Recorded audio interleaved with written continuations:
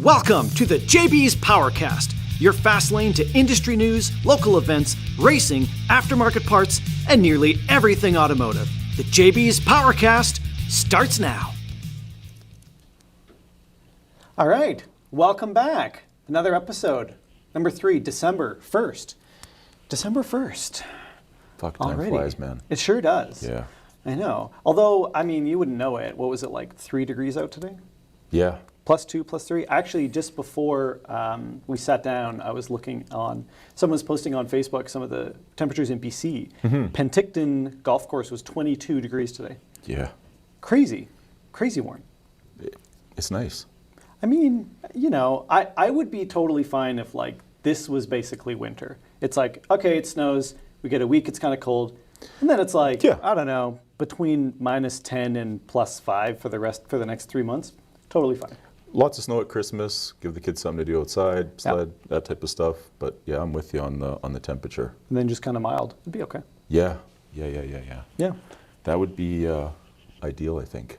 What are we talking about? Do you want to jump in? Do some news? Yeah, get right into it. Might as well. Car and driver. Yeah. What's the first step? Okay, so let's talk about the hypercar, the Rimac, Nevera. So you know what? It's kind of funny because like, during our year off, most of the news about it coming out, we kind of missed all of it. We might have mentioned it forever ago before it came out. Maybe. But I think like when it came out, we didn't really spend a lot of time talking about it because we weren't doing it. So it's from Croatia, I believe. It's 2.4 million. It is a hypercar. You know, it makes 1,877 some odd horsepower. Right. So it really fits that all electric, of course. You know, 1, 2, 3, 4 motors in the corners. It fits that thing that we're seeing. That's just tends to be the trend, especially with these high dollar new supercars and hypercars. Electricity, more and more, is becoming sort of the new high performance. So, you know, we're not really going to talk about the car, but in Car and Driver, they actually just reviewed one like a week ago, maybe, and it is like it's an amazing piece of technology. But the company Rimac, they released their own kind of neat video. As we know, everyone does crash testing. You have to, legally. Yep. They got to put it through its paces. It's pretty rare where we get to see any of that footage. And once in a while, you know, we'll see those classic crappy quality, Always. you know, a fucking caravan smashing into a wall or whatever it is. Yeah, kind of neat, not that interesting. It's very rare that we get to see multi-million-dollar hypercars being smashed up. But obviously it happens, you know. Yeah. And most companies, I think they just don't think that it's that interesting. But, you know, it's kind of interesting to watch these cars get wrecked up, not because it's like you want to see it smash, but it's kind of the whole car wreck thing. It's kind of fun to watch expensive stuff get broken. Right, and when I seen the story, I questioned the fact that, you know, every car has to go through the crash test to be certified for, you know, the U.S. highway safety standards or whatever it is. I didn't realize they actually didn't smash the expensive ones, you know, so it's like, are they not considered highway legal at all, or what the deal is? But yeah, seeing a $2 million car smash into the wall just for something to do. That's always interesting. I mean. So what they then did is, what Rimac ended up doing is they have one, they call it the pre-series car. And basically what it represents, it's the one that comes out just before the final consumer version. Because cars like these, you know, it's not a Corolla. They're not making them by the tens of thousands, right? There's limited production that cost $1 bajillion. So, you know, there's not that many to go around. So the ones that they hand out for press releases, for events, for tests, like what Car and Driver did, these are called a pre-series. And it's basically the first finished version. It's got a full paint job, it's got full interior, it's got everything that's done. Yep. But that's the one that they used for the final crash. So it's actually the CEO who's in this video talking about it. He goes, well, you know, we brought it down, we did all these press releases, it's a beautiful car. It's the first one where they got to see it, you know, finished and got to say, ooh, wow, look how good it looks. They thought, since we're gonna smash it anyway, why don't we do something that probably no customer will do? Right. And they drove it down, they ripped down a gravel road, and they basically took it into a construction site and just drifted this hypercar around this mud, not even track, just basically a site. And it's a lot of fun watching them, or watching the CEO just absolutely shred on this hypercar that, like, it will be reserved for dry, no rain, Yeah. pavement tracks, climate-controlled garages. Sure. So it's it's a lot of fun seeing it coated in mud and just absolutely being drifted around this dirt track. It's probably the first and last time that anyone will ever do that with one of these cars. For sure. I mean, and I look at that and go, how poor are we that we don't drive our fucking Mustangs in the winter because we don't want to wreck them. Yeah. And you got guys like this with a $2 million car that's beating the piss out of it. Now, and again, granted, the fun about it is, it's like the CEO is like, hey man, we're going to smash this anyway. It has to get wrecked. It has to get wrecked. So why not have some fun first? And then he goes and takes it to a drive-in gas station car wash, and they end up making a pretty good shoot out of it. Yeah. When does it stop? Because I think 2 weeks ago we talked about the Greek guys building the the Ultra car. Yeah. The $12 million car, and now it's Croatian guys and. Yeah, but I mean, this car, like this, granted that one, that's a whole nother story. That's still somebody's pipe dream. This is very much a real car. I think they're building, I don't know, 150 of them. The first 50 are already paid in full development. They're going ahead with it. At the very least, there's a real car and it's been tested and it is a thing. Versus the Ultra. Yeah, the Greek one. What was that called again? The Chaos. Zero gravity. Zero gravity Chaos. Yeah. I mean, but that was also, what was it? 3,047 horsepower. Yeah, it's like fucking stick to yogurt, dude. 3,047 horsepower. Yeah, sure. Oh, maybe we'll see it. Yeah, I mean, hey, all the power to them. Anyway, it's fun to see these kinds of cars get thrashed around because it's just something that you never see, right? They're ultra exclusive, ultra high dollar. Yeah. They're fun Sunday, sometimes kind of track cars for the, for the 1%. Yeah. So seeing the CEO have some fun and rip around and slide it on some mud is always kind of cool. Pretty cool. Yeah, for sure. The next story here, I think, is going to affect a few more people and their emotions. Dodge, 2023, they're going to end the Hellcat. Go all electric. Yeah, this is an interesting story for a couple of reasons. What do you think? So they said, 2023 is the last year of the Hellcat. Now, immediately people are like, well, what? Which Hellcat? Sure. Is it the Charger? Is it the Challenger? Is it the Jeep? Is it the truck? It's in so many things at this point. Yeah. And they kind of danced around it a little bit, but as far as we know, all versions in the Challenger, in the Charger, and in the Jeep are all going to go away. They specifically, when asked about the TRX, they said no comment. So it might still exist in the truck, which kind of sort of makes sense. Yeah. But let's consider a couple things. The platform in question, let's just look at the Challenger and the Charger. I mean, we made fun of it last week. The platform, for everything that it does, it's a damn near old, 30-year-old Mercedes S-Class. Don't change a damn thing, just keep it going. It's a dinosaur of a chassis. It's so old, it's so outdated. Yeah. So eventually they had to stop making the car. Right. And that doesn't necessarily mean that they're killing the Charger and the Challenger. No. But it does lead into something else that's very interesting that they were talking about just before. So obviously, Dodge and FIA is owned by a parent company. And they said that they're working on, I think, 4 or 5 new all-electric platforms.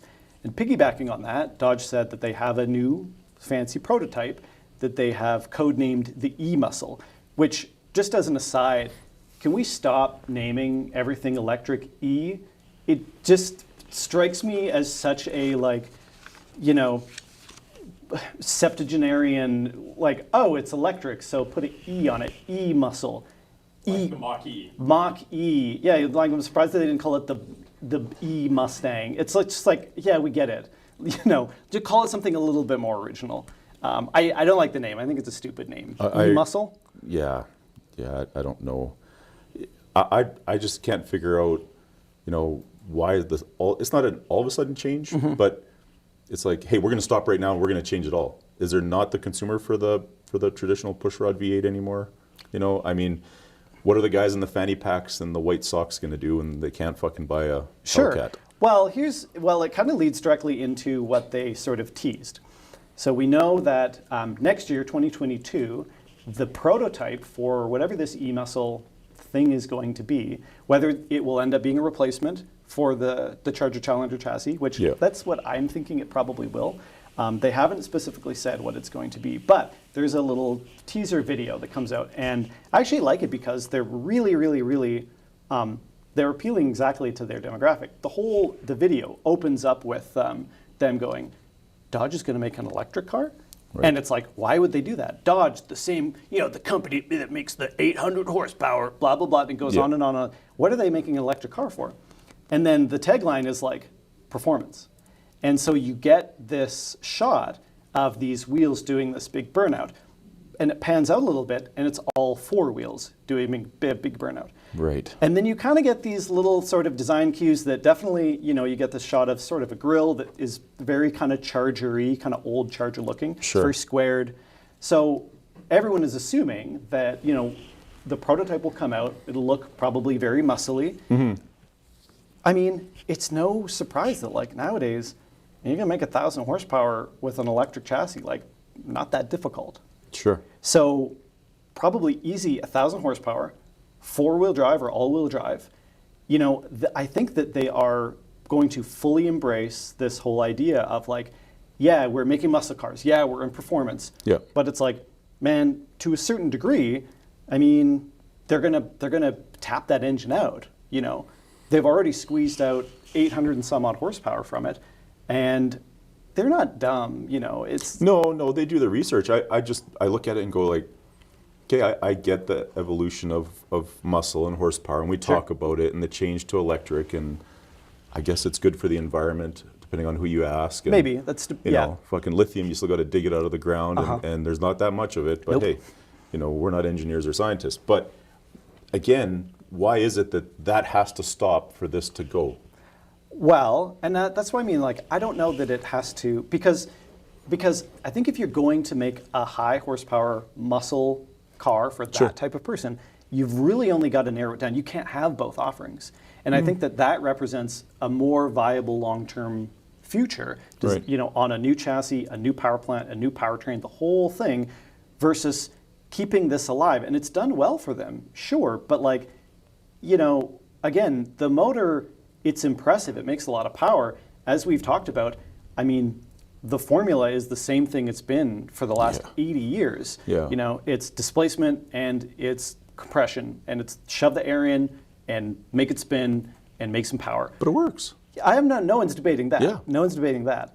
But, I don't know, I'm interested to see at least. I think it's smart in that if they can sell, and Jason was saying this, if they can sell this idea that electric is cool, if they can sell it to you, because you're the guy that they need to convince. But they can't. Well, let me tell you why they can't. Yes, do. Cool Marlboro guy smoking a cigarette. That guy is the fucking man of the hour. Now put a fucking e-cigarette in his mouth and go, yeah, that guy's fucking weird. I can't say what he actually is. Hold on. Because I'll get in trouble. But right, I just want to be clear that you're comparing like a Hellcat Challenger to the Marlboro man smoking a cigarette that people were fucking idolizing for 50 fucking years. Okay. And then now they're saying, same Marlboro man, maybe the pants are different, maybe the shirt's different, and he has an e-cigarette. He's a cool guy too. So it just doesn't work the yet. new hipster Marlboro doesn't e-cigarette work. guy. Is that a guy work. though? I don't. Let's not go down that road. I don't mean that. We'll just stay away. No, but all right, but here's the different thing. Actually, you know what? I'm going to disprove your point right now. Sure. Because if that's the argument that you're making, then the whole point of the Marlboro Man was to sell cigarettes are cool, right? Sure. And who are they selling it to? They're not selling it to 80-year-olds. No, to the youth. Exactly. Get a cigarette in every mouth. And who do you see smoking e-cigarettes? Not you. No. Right. No. So in that sense, that same marketing has worked perfectly well. Because you look at vapes and you look at e-cigarettes, they're not for old guys who like pipe tobacco. They're for young kids who want to look cool, right? It's the exact same idea. It's the exact same idea. I hate to tell you, Adel. Old school Mopar guys like you. Well, I'm not. Okay, fine. Yeah, go ahead. That's all good. That's all good. Eventually, you're going to be replaced. Yeah. And they know that, and they see that. And so, like, if they can sell this idea on muscle is still cool, but again, e-muscle, fuck off. Right. Think of a better name. Right. But like, that's the idea.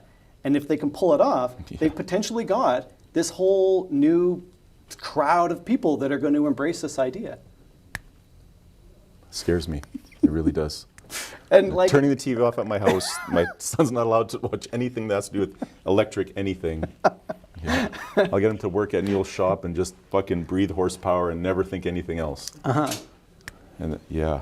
Wow. 40 years from now, Yeah. you're gonna be out on your lawn, curse all these goddamn e-cars. Why don't you get your e-car off my road? You're Chances gonna be of the me old living guy. to 80s You're gonna be the old not guy very high. throwing AA batteries at electric cars as they pass by. I don't think I'll be the only one. I don't No, think you're I'm far sure you behind me will on be. that either. Okay. Yeah, but I mean, well, I don't smoke anyway, so. You're not cool. Obviously, yeah, I missed the boat. I don't know what car's for me. I don't even smoke. Anyway, it's, you know what? It's interesting Yeah, for sure it is. because it shows that they're not doing, everyone's going to do electric. But their first take on it, the first thing that they've even done or promoted or advertised isn't like, we're going to do, here's the new electric Dart. Fucking who cares? Right. Nobody. It's like, why are we doing this? Performance. That's, it's interesting that that's their leading angle. Yeah. Ford has had, electric, blah, blah, and the Mach-E's, it's interesting. That's a weird one. And the electric F-150 that they announced, Yeah. where everyone was expecting like a performance truck, and it isn't. No. Just a regular F-150. Dodge is like, well, if we're going to do it, we're going to be spinning tires and we're going to be making muscle cars, which you got to respect that a little bit, right? Yeah, and I mean, it is with their tradition. I get it. It's sticking to their kind of heritage in a way. Yeah. I guess we'll see what happens when it comes out. It just doesn't click, man. Like it 1,000 horsepower doesn't make any noise. What? Like, I mean, do you watch a movie with no fucking sound? Like, I really don't get it. I absolutely love your comparisons. Like, I just, music's good for the ears. Yeah. Horsepower, engines, good for the ears. I would certainly be the last person to argue any of those points. But I don't know, there's got to be some merit to it, right? Mm-hmm. I think that, I don't know, have you had the Tesla S Plaid experience where they rip you down one, or they like do a quarter mile basically? No. I thought they had one here a couple years ago out at the track. Maybe not, but I don't know. I feel like the first time you feel that, 0 to 60 in sub 2 seconds, I mean, I don't know, the noise maybe becomes secondary. No. I'll take a big, loud, slow car before a fast, quiet car. Yeah. Basically. Yeah. Size does that's matter. fair. Yeah. What's that? Size does matter. Yeah. It's always Okay, moving on to Subaru. Yeah. We should probably we won't go down that way. Yeah. That's for another one.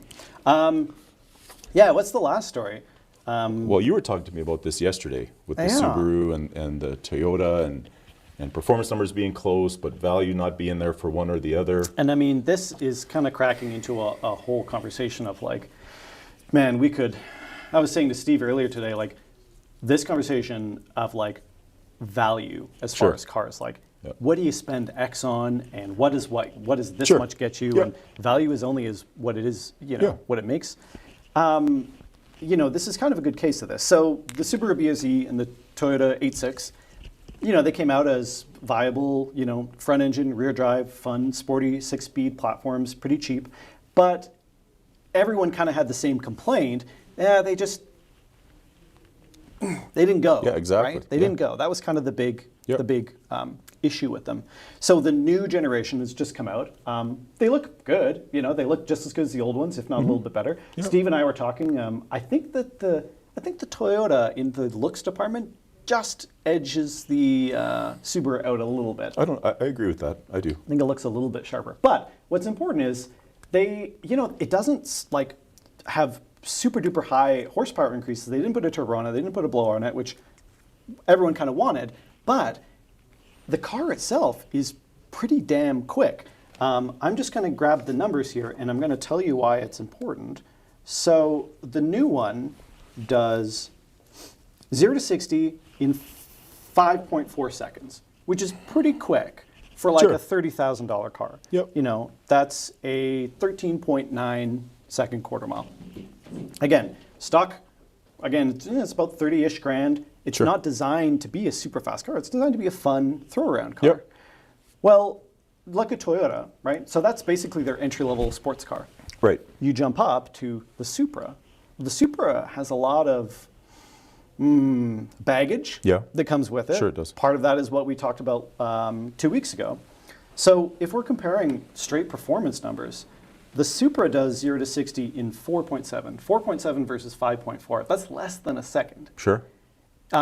Which, like, I know when we're getting into 0 to 60 and quarter mile times, man, we're talking hundreds of seconds. But Sure. still, what's the price difference? 30-ish grand for an 8.6, and a Supra, you're going to be, by the time it's delivered, 60, Sure. easy. Yeah. Double the price. Yeah. And in quarter miles, it's 13.3. So that's 0.6 seconds faster.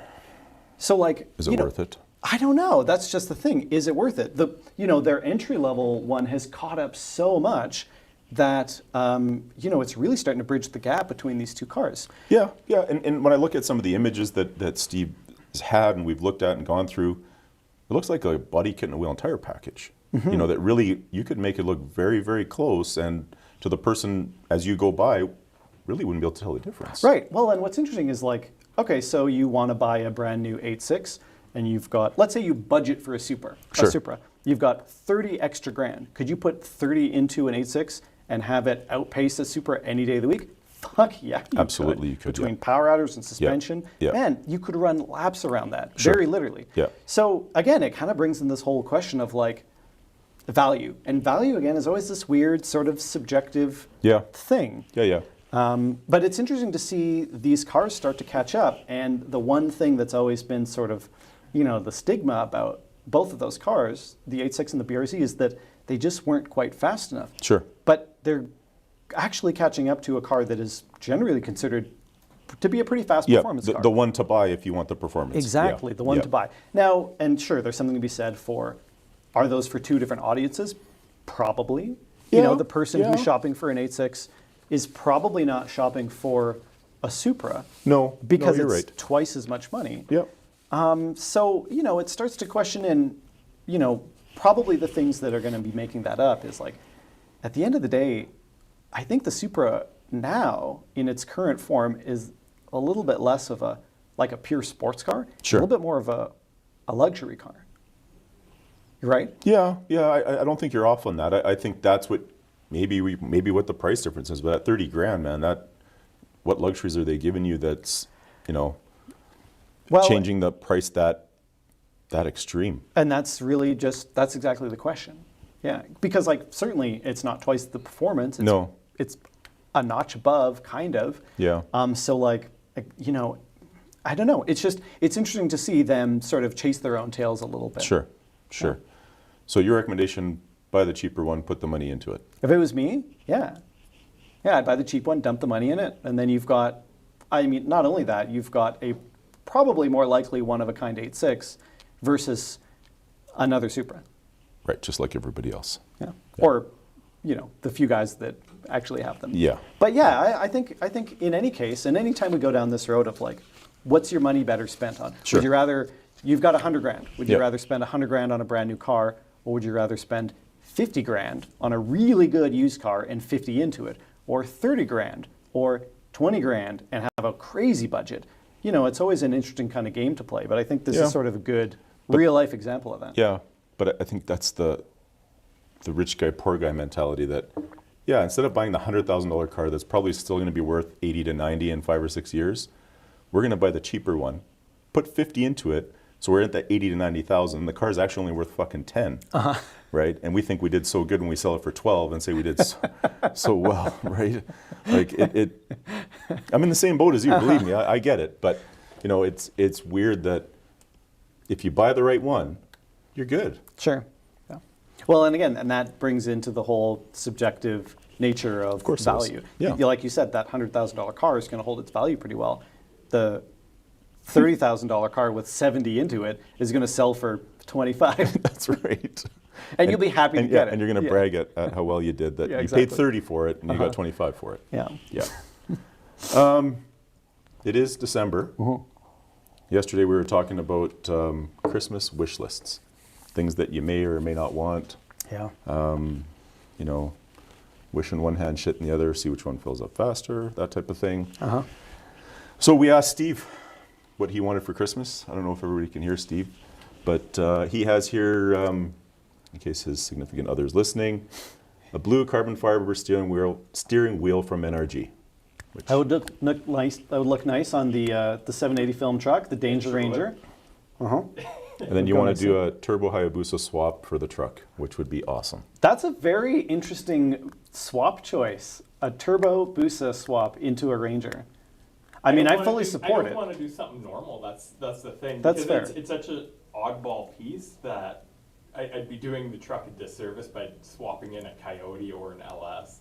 Very true. Very true. Yeah. I mean, the whole point of the truck from the beginning was to be something unique and different. Yeah. I support it. Yeah, same here. I'll keep my eyes out for a bike, and yeah. Yeah. We'll get on that. Absolutely. Make a winter project for the shop. Yeah, you can weld. Yeah. What more do you need? A motor and your welding tools, and you'll be fine. Yeah. That's all I really need. Yeah, you know your life expectancy with that truck with a Hayabusa engine isn't going to be very high when you're sitting on the back of it. That's okay. Are you still going to trust Cal to drive it? He didn't say We'll anything. see. We'll just leave it. Yeah. He didn't say anything. What about Sean? I know Sean's back there. If Nick from Black Sheep is listening, Sean would like an 88 mil turbo from True North Turbos. Okay. So I don't know that Nick will do that without personal favors, but hey, it's always worth a shot. Well, we all know Sean is good for personal favors. Speak for yourself. I don't know what you're talking about. How about yourself? Well, if Christmas my wife is listening, wish I'll list. take a Gen 3 twin turbo Hemi and a 68 or 69 Dart to put it in. Right, that'll fit under the tree nicely.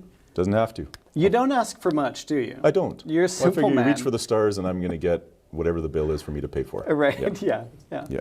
Yeah, Yourself, Corey? My wish list is pretty simple. I would like literally any interesting project car. I really, really miss having something to work on. Right. And you know, the more I shop for project cars, the more depressing it gets, because all those cars that, I don't know, in the last 5 to 10 years were cheap. You know, every time I go back and look at it, it's like, oh, cool, now it's $3,000 more. You know, and as time goes on, and the guys like me that loved them Sure. and that, Sure. you know, have an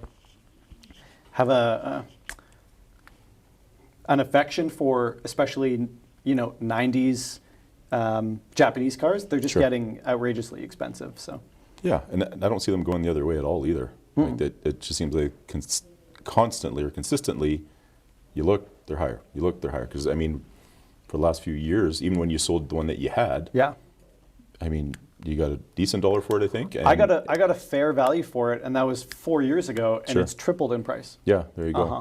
Yeah. But kicking the nuts for that one, Yeah, right? yes. Yeah. Yeah, thanks. Hindsight. We'll ask Neil what he wants. Yeah, Anything, Neil, that you can think of? I'm sure Kim's not watching, so it really doesn't matter. I'll take a new Turbo Razor. Hey, nice. That'd be a fun toy. yeah. I think so. Turbo Razor? That. Yeah, that's a good I'm pretty gift. spoiled already. I got pretty much all the stuff I wanted. It's okay. Doesn't hurt to want more. No. Doesn't mean you're going to get it, but it doesn't hurt. Perfect. Well, that's actually kind of a great segue into Yep. what we're going to do next. We're going to take a little bit break, and we're going to have a quick commercial, and then we're going to do a little musical chairs and swap around. And Neil bring Richards Neil is on. going to sit down, and we're going to throw some questions at him. Yeah, hopefully he has the answers to them too. I think he might. Okay, see you after the break. I got a new vehicle, and now that winter's here, I need a remote car starter. And for me, there was only one choice, and that's JB's Power Center. They have professional install that's backed with a lifetime warranty. I love the lifestyle convenience of a remote car starter.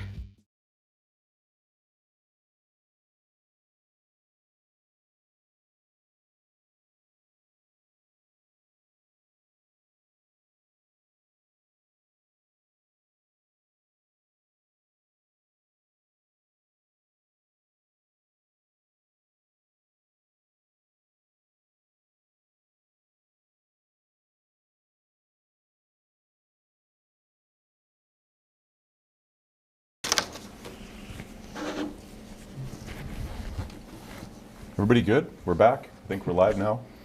I hope we are. Yeah, Yeah. we're good? Yeah. Thanks, Steve. Perfect. Neil, thanks for stopping in. No problem. Yeah, welcome to the JB's Powercast. Nice to have you here. Happy to be here. You're the first guy that came back 2 times. Everybody else we asked said fuck off. Maybe on the third. No, it's all good.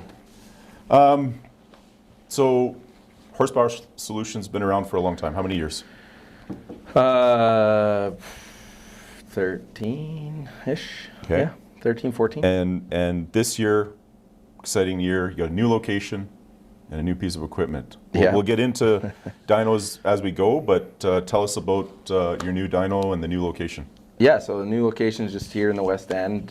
Just a small shop, back to what I've always been doing. Sure. Just tuning and learning and progressing, you know, especially race car stuff, but obviously street car stuff too. And yeah, we just got a killer new tool with this Mainline Hub Dyno. So pretty much the best tool for what I do. So yeah, no, I'm really excited. I think it's going to be pretty cool. Awesome. And open for business Monday to Friday, 9 to 5. Yep, you betcha. Like you were.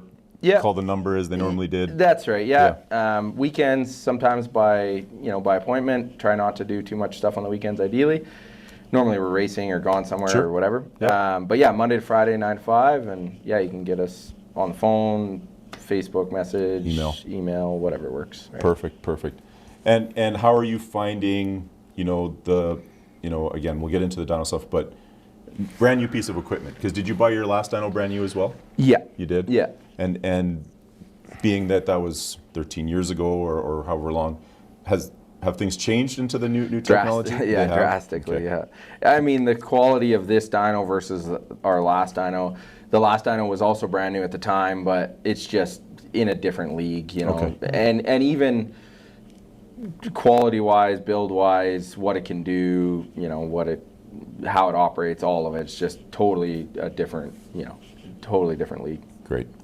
So I mean that just says that as technology grows on cars, that the guys that are building the dynos are learning and Absolutely. saying, hey, yeah, and listening to guys that are running the dynos that's as well. right. Figuring out what we need, and this dyno can definitely do some tests and some things that no other dynos can do. And sure. Lets us learn and progress this stuff every day. So cool.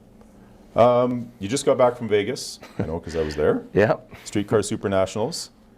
Yeah. Before we talk about the actual race itself and all the shit that went down there, tell us a little bit about, the preparation and everything it takes to go to something like that. Oh, it's because being that yes, we're up here, it's a long trek and it's a big deal to go down there and prepare to run your car on the ragged edge, knowing that you're potentially going to break more parts than save. And yeah, just tell us the preparation it takes for yourself and the team and the guys that you go with to go down to something like that. Yeah, it's a ton of hours in the shop. I kind of have a motto with my guys that I help or on my own car. When I go to the racetrack, I'm not there to work on the car. We're there to race the car and tweak and tune as we go. But sure. We want to have all the mechanical work done long before we ever leave the shop. So. When it comes to this year, we were thrashing. I had the head off the motor on the dyno, 6 or 8 hours before we were supposed to leave, and things like that. This year specifically was really bad for us, just with getting parts and some delays with shipping and all different kinds of stuff. So it kind of put us behind the 8 ball to begin with. And then once they announced the border was going to open and we were going to be able to go. Then it was time to get after it. And sure. Yeah, it was a thrash is an understatement, and that's we had all hands on deck. Everybody and their wife and whoever could help any bit of time they could donate to the cause, right? So, but yeah, we go down there fully expecting or willing, I guess, to drive over the crank to win the thing if we have to. Sure. That's what we're there for. So it doesn't matter. So. Being that it is a heads up and I consider it a pro race, it's not amateurs by any means racing at an event like this. When you're going down there, what are you taking with you in the trailer? Where do you draw the line on, okay, fuck, this is too much stuff now? If we're at that point, we're done anyways. Yeah. What do you pack There's in the trailer? There's not a whole lot for us that we're not willing to do in the pits. I mean, we bring spare pistons, we bring anything that we think can keep us going. Spare diff, spare drive shaft, axles, camshaft, valve springs, push rods, you name it. If we can either afford to have it or borrow it, Sure. or whatever, to put it in the trailer to go down there, then that's what we do. We've been burned in the past by breaking stuff and not having spares. So I try to have my trailer, and a lot of times at these races, there's a lot of people coming to my trailer asking for stuff because I generally have lots of spares, and that's just from learning, going all that way and then having a part, whether it be a big part or a small part, Sure. take us out of the race, and then you just kind of beat yourself up like, hey, I should have just bought 2 of those when I got it the first time, or Right. whatever. So Right. we try to bring everything, including the kitchen sink, if we can. We don't want to be put in that situation. So. Yeah, because it's what, three days of driving? We generally split it up over 3 days. It's like 26 hours towing, so, So yeah, each way. and I mean, at the level of racing that you're at, it's not like you go to Napa and get No, what you need, yeah, right? unfortunately. I was just going to say, yeah. like, what are the odds that you break something and it's like, all right, guys, I'm just going to run out do a quick parts run. It would be- You want a coffee? Yeah, exactly. It would be nice if that was the case. And luckily, Vegas specifically, it's a big enough city and it's a big enough race that you can generally kind of find stuff. But even then, you don't want to have to, if you got 45 minutes between rounds, you don't want to have to be driving to the other side of the city to get Sure. something or whatever, so. And you mentioned it, like borrow.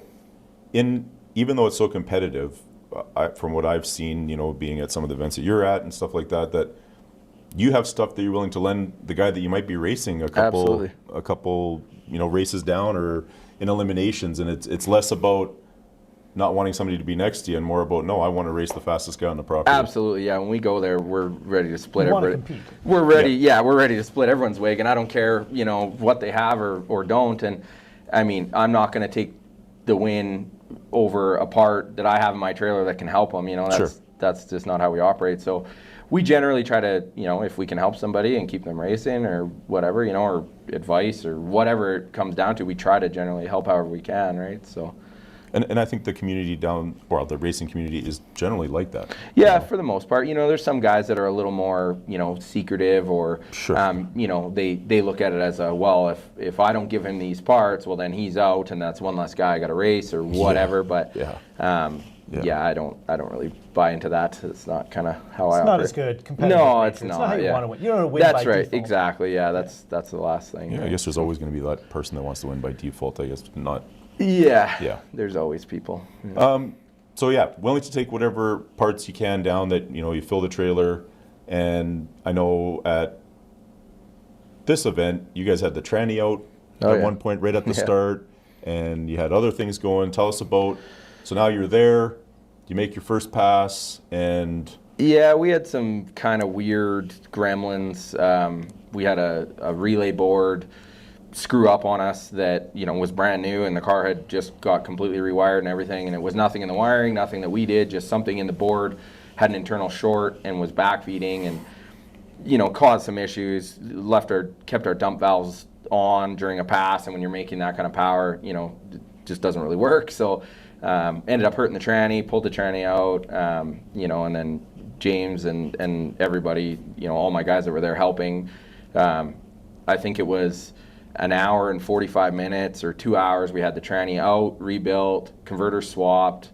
I lashed the valves. We figured out the wiring issue, had everything back in, filled, ready to go to the line in like an hour and 45 minutes or something like that. Wow. So, yeah. it's just, that's not heard of, right? Like Yeah, you're talking- and you kind of have to be, if you're going to make the be at next that round, you level. got to be there, right? So Sure. we try to do as much preparation in advance as we can, and luckily I got the best guys in the world helping. Yeah, and you bet. It's, it works out.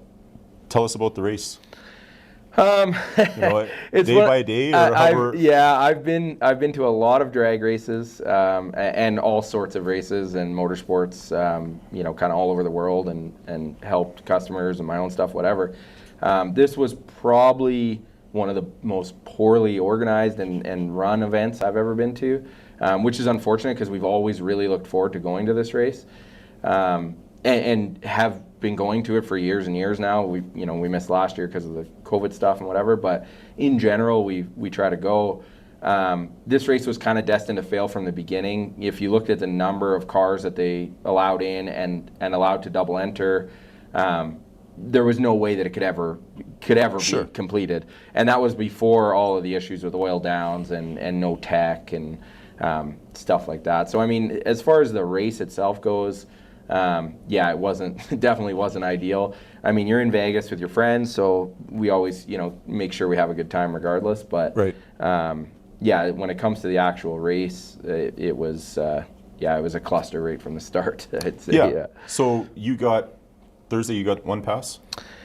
It's One kind of a qualifier? blur. I think Thursday we got one. I think Wednesday we got two, and then maybe we were entered into two classes, and once again we're kind of part of the problem, but also that's the only chance you have to make runs, because when it's this jammed, they cut runs out and whatever. So,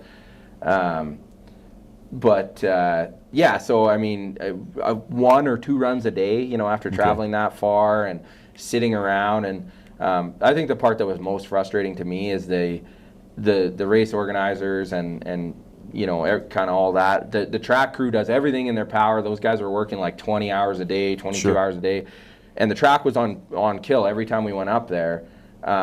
It was killer. But the problem is that all of the organizational stuff to make the event run smoothly wasn't done. And the part that was most frustrating to me is the complete lack of concern for all of the crew and friends and guys like you guys that fly down to support us and help out where you can.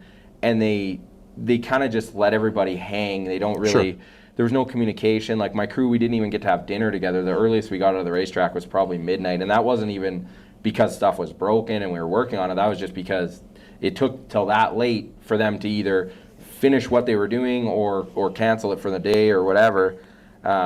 So the part I was most frustrated about is everybody, my friends, family, crew, all these people and sponsors and all this stuff that pour everything into it. And then we couldn't even run, we were in small tire no time, and I think we were only in the second round. Sure. And there was still 18 or something cars left. In X275, we had a buy into the finals, so we were guaranteed our spot in the finals. That didn't ever happen because of, just all of the stuff. So that's the part I'm most frustrated about. I mean, for me, making laps in the car, yeah, whatever, it's fun and all of that, but it's all of the other stuff that makes it frustrating for me. So. Sure. And how did the car work on the few passes that you... We struggled a bit. Well, we struggled early with the wiring stuff and the transmission issues, and then, we kind of got that all handled. Went back to our old torque converter. We have 2 and they're both together so we can change stators and stuff, but went back to our old one that we knew worked because we were short on runs. And then after that, it was basically just trying to tame it down. We've definitely found some power over the winter. And so now we're just trying to get the chassis to be back to a happy place. But I'm pretty confident we had something for him in the finals that was, I don't know how fast we would have went, but I'm pretty confident faster than we've ever went by a substantial bit. So. Well, in the first round eliminations, you went 40. I went to 45 lifting early and wheelie. Yeah, and pedaling it. Yeah. So it was still a really good race. Oh yeah. Yeah, and against my teammates, so it was, I knew no matter what, one of us was going on, so it was good. And it's good, but it was good to see the car. I mean, it wheelied quite a few times on you, and you're not one to lift your foot out of it. So no, not ideally. Kicking it a few times as you go is good, but that's right. I seen actually like an hour before we started this that they now announced SCSN for 2022. Oh, I saw. But nothing else to it. No, hey, we're gonna change it up. This is what we're gonna do. We heard you guys. We did whatever. But does that mean you're not going next year? I don't plan to go unless they somehow make some real drastic changes. I think I would rather my crew and sponsors and friends and family and everybody that pours everything into this, I would rather take all of that and go somewhere else. Sure. Like let's go to Texas, let's go to one of the California races or something. And there's other races, and all of us Canadians go to this Vegas race. Which has always been, kind of the place where everybody gets together. But I've just been to other races that are so much better, and they treat you better, and you get the runs that the entry alone for the Vegas race is just astronomical. So I mean, for the amount of money and time off work and everything invested into it, I think that our team will probably use that somewhere else. But Yeah. I mean, I guess we'll see. Unless you hear of major changes Yeah. and are sure that that's what's going to happen. And some type of guarantee, you know, like they've talked about making changes in the past, and then here we are. So I was going to say, you mentioned that you've been to it a number of years before. Yeah. Was this year the first time where it was really feeling disappointing? this was the worst year for sure. There's been, you know, it's called Oil Down Nationals because it's kind of, you know, a running joke that there's always lots of oil downs and crashes and stuff like that. But this year in particular was the worst I've ever seen. And I think, you know, kind of my opinion on it is they just way oversold it. There was just way too many cars that there was zero chance from the start that they could ever get the race done, and they were just taking in the entry money, you know, and padding the pockets without kind of looking at the big picture. So yeah, I mean, in years past, there's been times where it's been frustrating, but never like this. Like this Scheduling issues. Yeah. Not enough prep, not enough people doing the right thing. Yeah, and just in general, it's impossible to run 750 cars down the racetrack, you know, in that amount of time. It just can't happen. Well, yeah, didn't we say right before this it was like 18 hours if you actually went through the classes Yeah. without any issues? For one round. Yeah. So in order for them to do E1, like first round of eliminations, it was going to take just over 18 hours.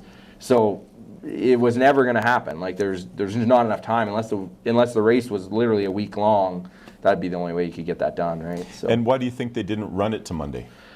Probably money. Yeah. You know, the track probably wanted another 10 grand to run Sure. Monday or something. Sure. The other rumor that we heard when we were down there is that a lot of the staff have full-time jobs, so they weren't able to work on Monday, right? Like Right. the track staff.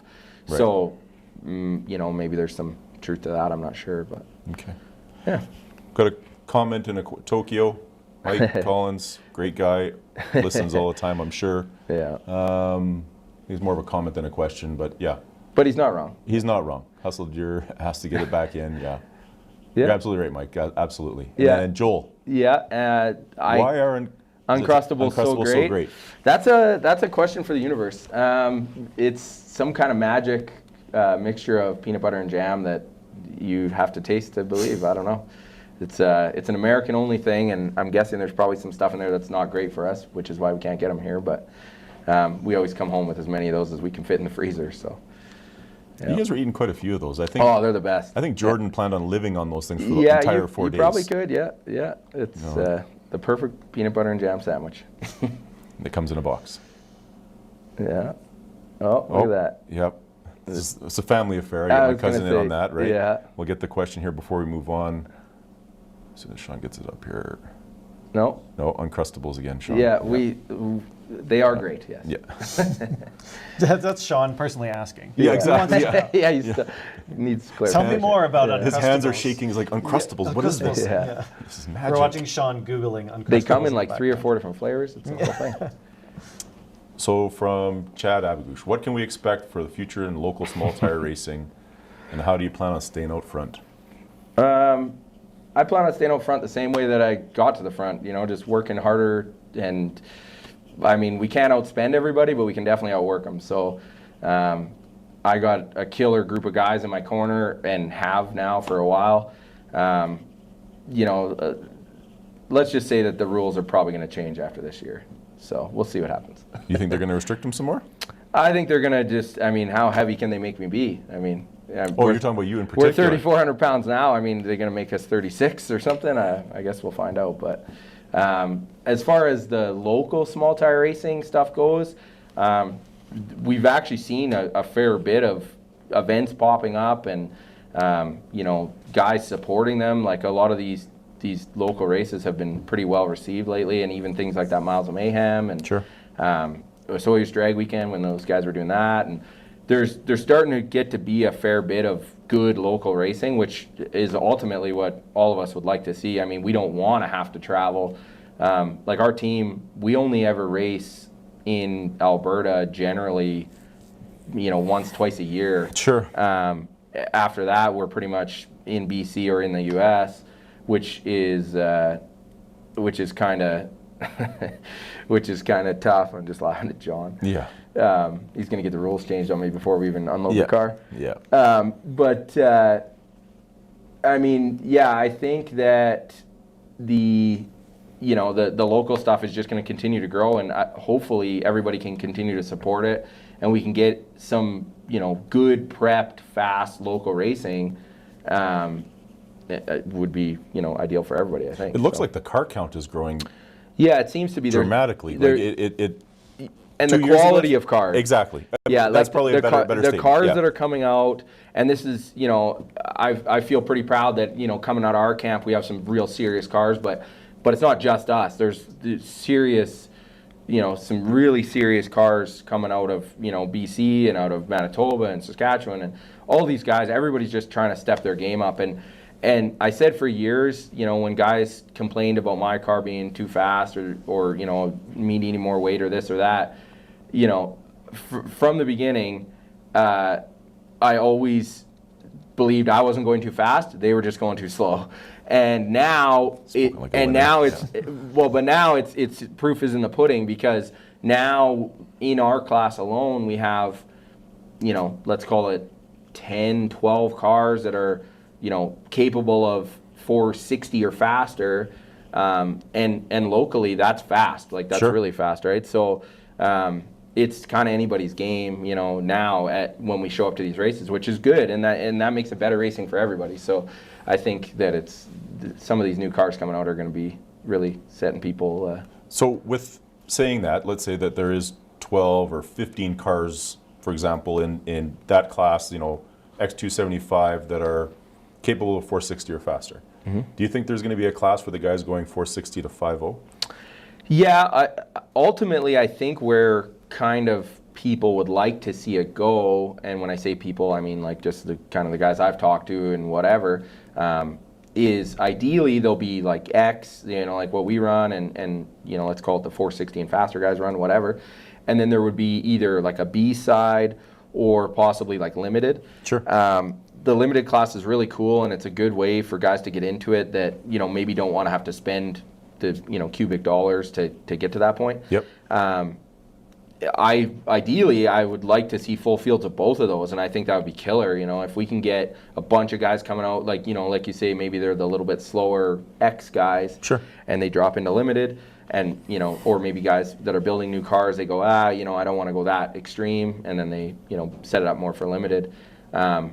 I think that would be killer for everybody. I mean, the tighter the racing, the better. We don't want guys coming out and having to race 450 cars when they could run 620. Sure. It's not all that fun and good for anybody, really. So. No, and it takes the competitiveness out of it. Exactly, right? and the challenge, right? And again, it is racing. Anything can happen. Most of the time, the fastest guy's not always winning. That's right. It's what happens on that pass and whether you spin or not. Questions? Bob Cook is correct. Yeah. And if you're not first, you're last. That's right. As far as no prep, we are working on a date right now with the track. I believe that it should be mid-August, we're hoping, but it's kind of yet to be determined with the track. Okay. And Austin's asking if the online shit talk is over between you and White Trash. I don't know. You have to ask him. I mean, I could bring it up again next time he comes to the trailer looking for stuff. The December Holly course is full, yes. Oh. Yeah. And that's the 11th and 12th? Yeah.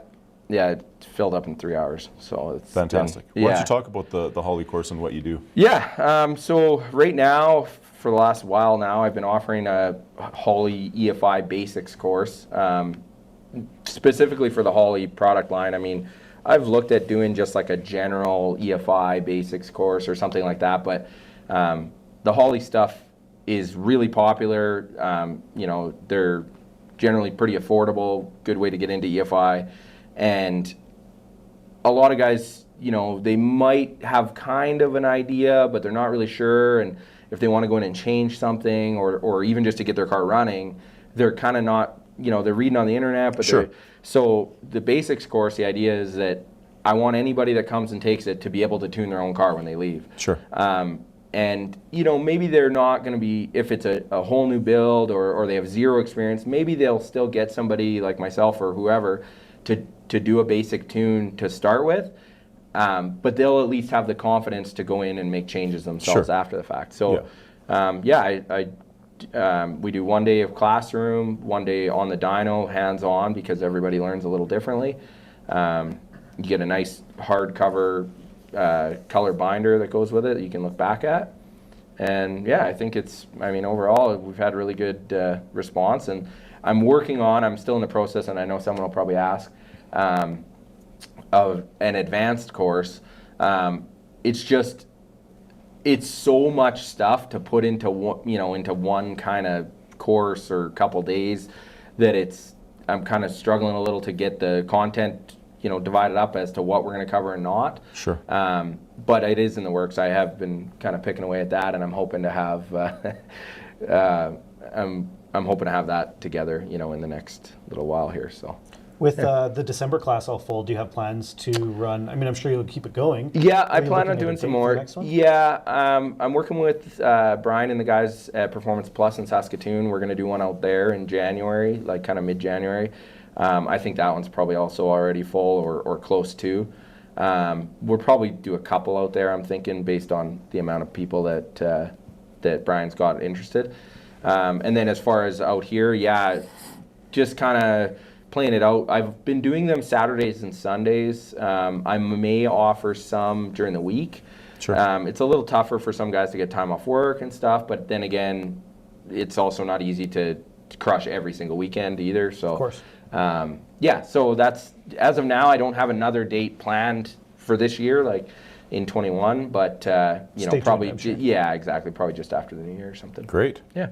Great. Good to hear that Yeah. they're filling up and people are getting a lot out of it. Yeah, it seems, I've had really good response, and each one I try to, kind of take that in and make some changes or whatever, add some stuff as we go. Fantastic. Yeah. Okay. Plans for the car for the new year? Anything?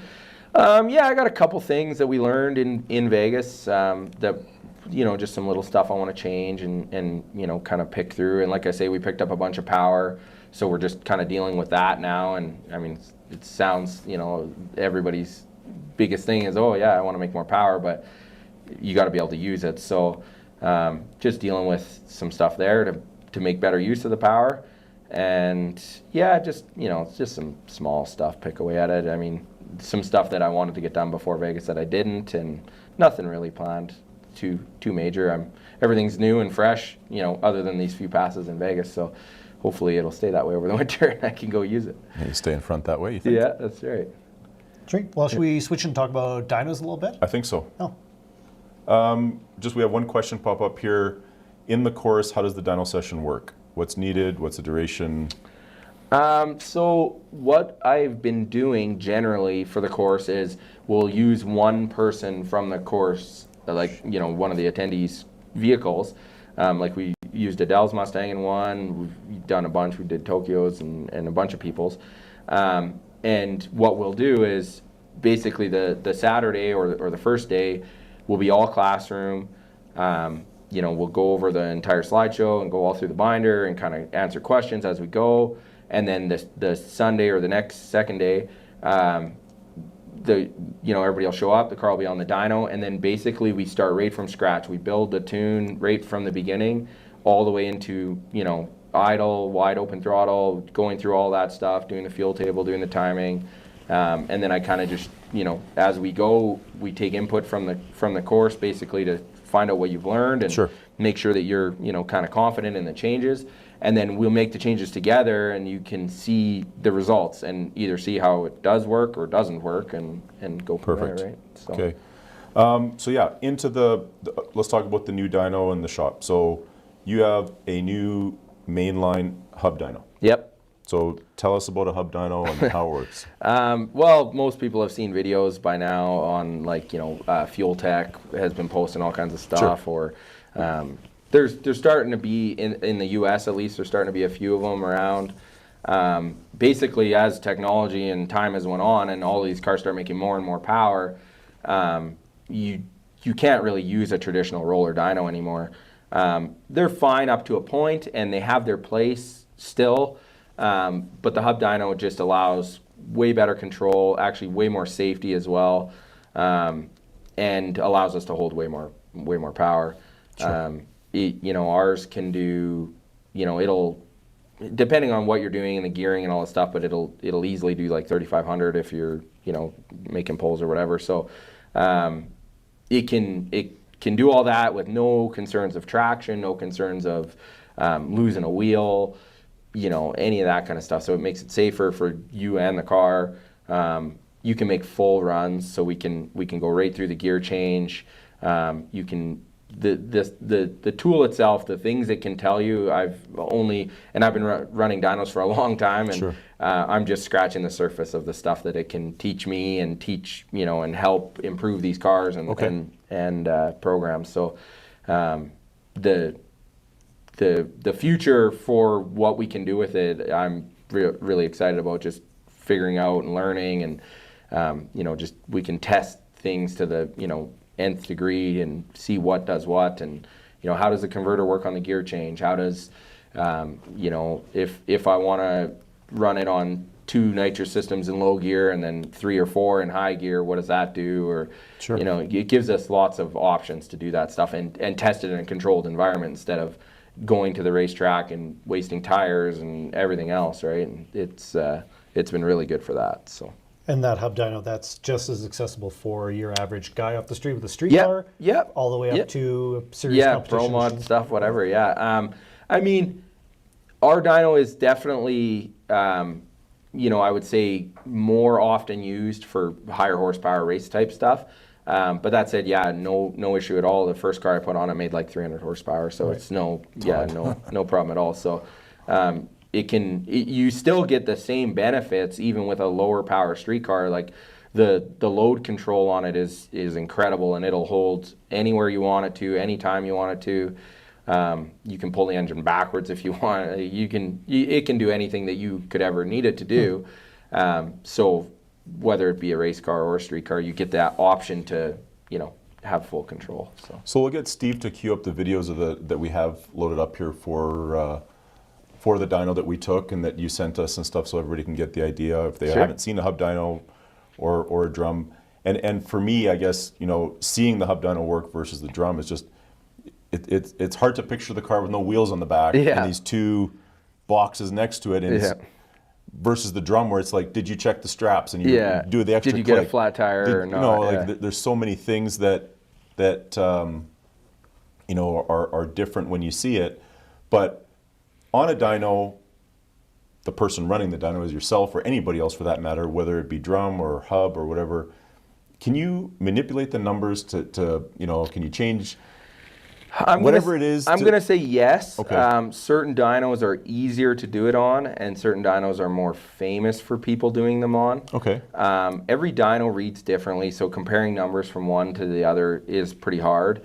Sure. But that said, I guess I've never looked into it too much because I obviously don't believe in it, and I think that people that do it should be hung from a tree somewhere. But because you're just lying to your customer straight, blatantly, so I don't believe in it. So, my understanding is the general way people do it is they screw with the correction factor by, whatever means necessary. They heat up the weather station, and now all of a sudden, it thinks that you're dynoing in, 50 degrees Celsius weather, so then the correction factor accounts for that. Right. And then it makes you have these giant numbers. Right.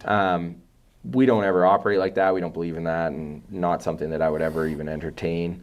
I've had customers ask me to do the other way, to give them a dyno sheet with less power on it, but I've never had a customer ask me to pump up the numbers per se. And if they ever did, I would just tell them no. So yeah, and I guess my question was more for the guy that wants the high number going to a dyno shop and saying, hey, I'm willing to pay, but I want it to make 1,200 horsepower, and here's the session, and just have that thing that, hey, look, my car made it. And I would probably have that conversation with them before I even brought the car in the shop, and I'd probably just tell them, the car's going to make what it's going to make.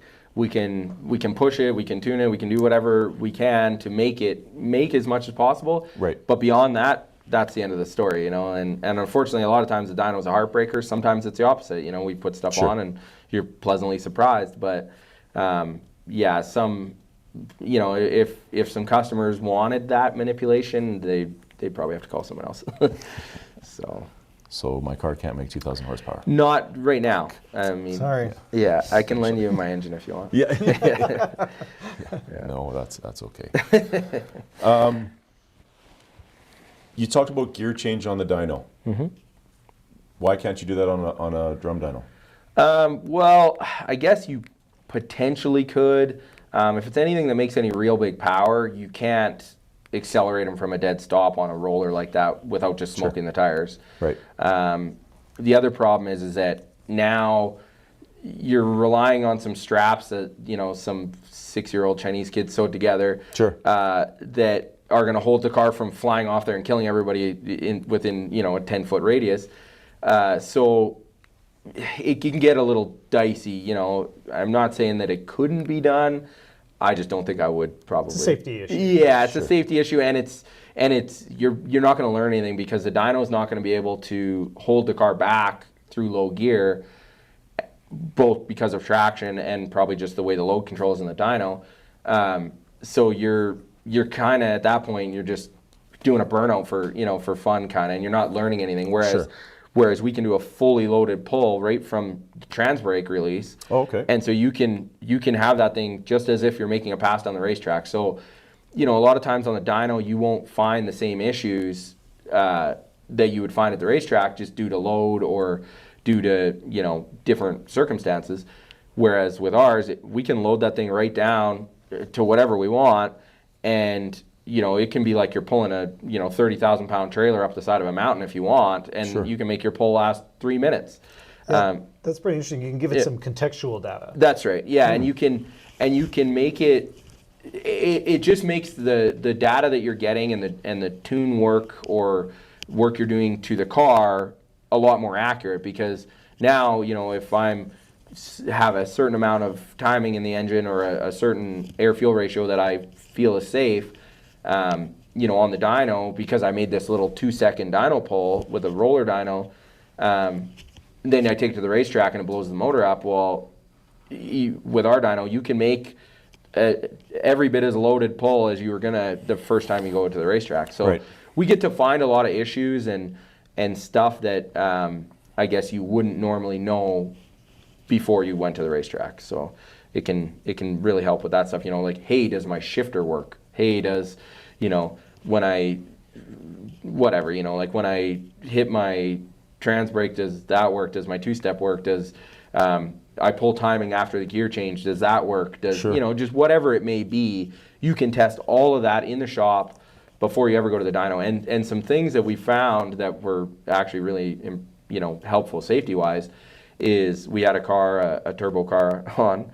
Somebody mentioned it earlier. But it was a dry sump engine, and the oil breather line went into a little puke can. Well, what happened is the first time we ran it with any real boost and any real RPM, it overflowed that oil catch can, and it basically dumped like a gallon or 2 gallons of oil right in front of what would have been the tires. So that alone, on that very first pass that car made down the racetrack, it would have been crashed into the wall more than likely. Or, you know, maybe he could have saved it or whatever. But that was just an issue that had we have not been able to load it and run it all the way out, we would have never found that in a stationary setting. Another one we had was a brand new build. You know, started leaning on the dyno and developed a misfire. We couldn't really track it down. We're kind of checking everything, finding everything, shut all the lights off in the shop, and we could see the spark jumping right out of the brand new spark plug wire. So, you know, things like that in a controlled environment allowed us to find it. We would have went to the racetrack and probably spent 2 days tracking a misfire and not, you know, being able to know where it came from. You would have never known, you know, oh, the plug wires are brand new. It can't be those, right? So it's really helpful for that kind of stuff. There's a comment here from James about... Yeah, I can handle pickup trucks. I mean, I don't know about little black ones. They're pretty fast. But yeah. There's only one truck that it might not handle. That would be James. Yeah, no, I think that's actually it is a good comment to bring up though. So, is there any limitations as far as like, can it do front wheel drive or is it rear drive only? No, front, rear. The only limitations that we currently have would be dependent on bolt pattern, because we don't have, you know, every adapter. We have quite a few and can do almost, you know, any kind of readily available bolt patterns and stuff. But that would be the only limitation. Other than that, yeah, dually or, you know, truck, car, front wheel Only drive, one rear wheel axle drive. though, right? Yeah, it's not all wheel drive. Like we don't have 4 pods. We just have the 2. But you have the ability to get the 4 Yeah, we pods, could, and the yeah. system is the Is same? there a, Yeah, we could. There's also an all-wheel drive dyno available in Stony Plain at Iron Garage, so those guys are really great to work with. And I mean, if a guy has an all-wheel drive car, you know, we can work with them and whatever. There's always options, but yeah, for the type of cars that we generally do, the all-wheel drive thing's not really a huge make or break. You know, some track locks and that kind of stuff, but even then, like I say, we can work with those guys. So. Yeah. Awesome. Did the videos work, Steve? We just need to take a break there. Okay, So well, we'll let's take a break and we'll watch some videos and we'll wrap it up as soon as we're done those videos. Sweet.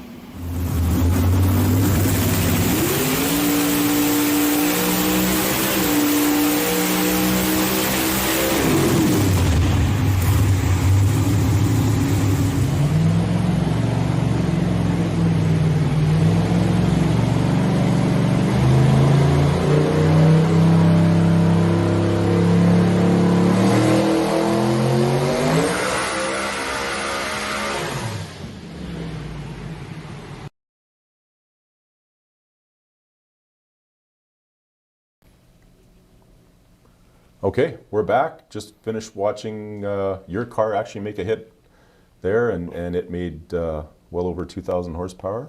Yep. In the video that I watched, it was pretty cool. Last question here, if somebody else comes in quick here from Nick, Black Sheep. How much torque can it handle, and will you take on diesel customers? The torque is really dependent on axle ratio. There's some other things that factor into it, but for the average diesel, it's no issue whatsoever. I mean, it would have to be pretty stout. But yeah, we'll take on diesel, no problem. Actually have a few booked for tomorrow. So. And the weight doesn't have any real impact? No issue, no. What about height? Yeah, I mean, maybe if the truck was like really lifted or something, it could be weird, but even then, I don't see it being an issue. Okay. Yeah, I mean, like the adapter is probably still this high off the ground, right? So. Sure. Okay, so you do. Yeah. Yeah. Kenny's asking, any dyno wheelies yet? No dyno wheelies. No, nothing. We haven't done any, hard launches with any of the big power stuff yet, but we had a couple get pretty close, I think. I think that'd be cool to see. Yeah, we generally try to set the cars up to not wheelie, right? So, everything that's in the chassis and the weight of the car and the weight bias of the car is set up to make the car not wheelie. So even on the dyno, they generally are set up to plant the nose pretty good. So. Well, I guess the suspension would still work. Yeah, it even still on the hub. extends, Still extends, yeah. And that's the other thing is on the dyno is we can see, I can see how much rear extension the thing's going to have going through the gear change and through low gear. Right. It's maybe not exactly the same as racetrack, but it's as close as you're going to get in a shop, no question, right? Sure. So, yeah. All right. Thanks, man. Yeah, no problem. Yeah, thanks for coming in. I guess one thing we forgot on there, just cost of running, when somebody wants to get their car on the dyno, what's the average cost? What is it typically? Generally $200 an hour. It kind of depends. We have breaks for, half days, full days, and depends if I'm tuning or they're tuning their own stuff or standalone or factory ECU stuff. Okay. I generally tell people, probably generally budget between like $1,000 and $2,000, depending on the amount of time and all the stuff. But yeah, somewhere. Because there's no such thing as a 1 hour dyno session.